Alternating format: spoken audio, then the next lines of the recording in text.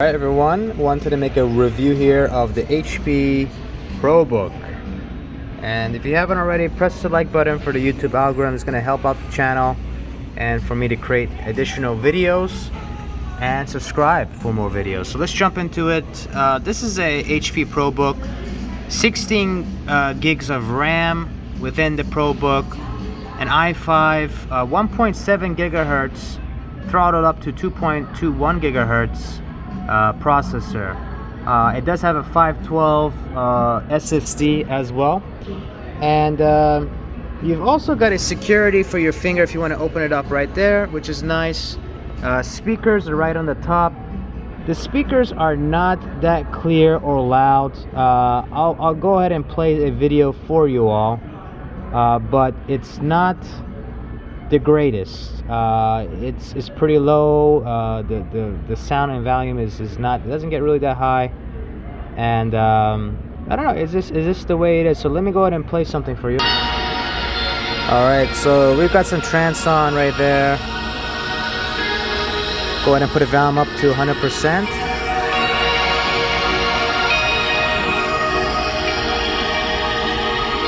Speakers are right there. It's not shaking the laptop, which is good.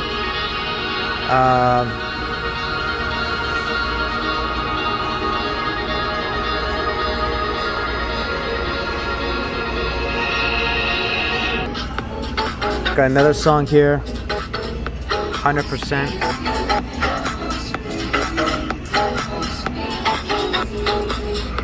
It's not bad. It's not shaking. It's not shaking the laptop or anything like that, which is a huge plus. Okay, so the sound is okay. It doesn't get that distorted, but it's not that loud. Let's go ahead and look through the rest of the specs. You got a headphone jack, 2 USB 3.0 ports, HDMI port. Got an Ethernet port too, with a little dongle that goes down, which is really nice. I like that. Got a USB-C port and a power plug. That's where you charge your laptop. Let's go inside. This is one of the fans. A SD card slot. A looks like a USB and also a power port as well. And one of these for locking your laptop if you have one of those cables, which doesn't come with. In terms of the laptop going flat, it goes all the way flat, which is amazing. This is a huge plus. You don't see these in a MacBooks, you don't see these in a Dell, you don't see these with a lot of laptops out there, but this one goes way flat. So that's a huge plus. The keyboard is lit, so if you want to light the keyboard, you have that ability by going into the buttons right there. Let's go in through the back here. You've had a fan port right there. Rubbers on all four sides right there. It is a plastic. The whole laptop is plastic. It's not really that solid like aluminum chassis or whatnot.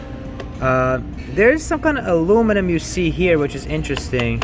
But I mean, this tapping it, you know, is not aluminum.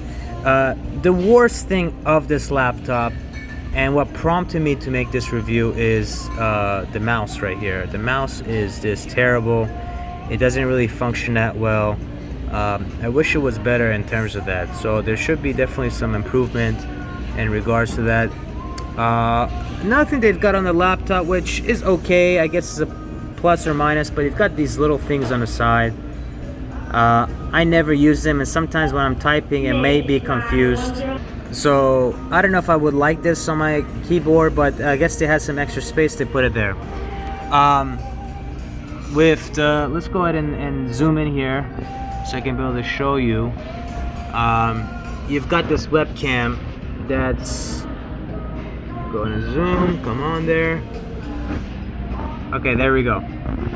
So the great thing about this one is it slides over there and it slides the other way across. So that's a big plus in my opinion, because of security features and just being aware. You've got these little 2 IR sensors on the side for the video when you're doing a Zoom call or whatever. It has that right on the top. So pretty big, to be honest. I'm surprised about that, because with a lot of other manufacturers, they really don't have, you know, that big of a hole. And I guess they put it there because the frame around it is all dark plastic right here. So I guess they had to punch out something to put it in. In terms of the thickness, it is not a lightweight laptop in any means necessary. It does have some heft to it. It's not that thick like the old laptops back in the day. Is a decent size. You've got the Probook right there in the back of it. Let's see if it passes the one-hand test. All right, it passed it. Awesome. So that's a great thing too. Battery life, you're looking at. Let's go look into the battery settings and see. But you're looking at about 2.5–3 hours with this laptop. And it depends what you're doing. If you're doing gaming and all that, it's really going to be draining a lot more faster. I do have it on 100% brightness. The nits on this is not that well. The brightness of the screen, it could be better. There are a lot of other laptop manufacturers out there that provide a greater brightness in the screen, and this one is not bad, but it's not good. It's not the best either. In terms of the charging plug, you've got this charging plug that goes basically right there on the corner end, and after that it just goes basically into the wall, and it's pretty small. It's not that big. It's pretty compact. A lot of them are nowadays.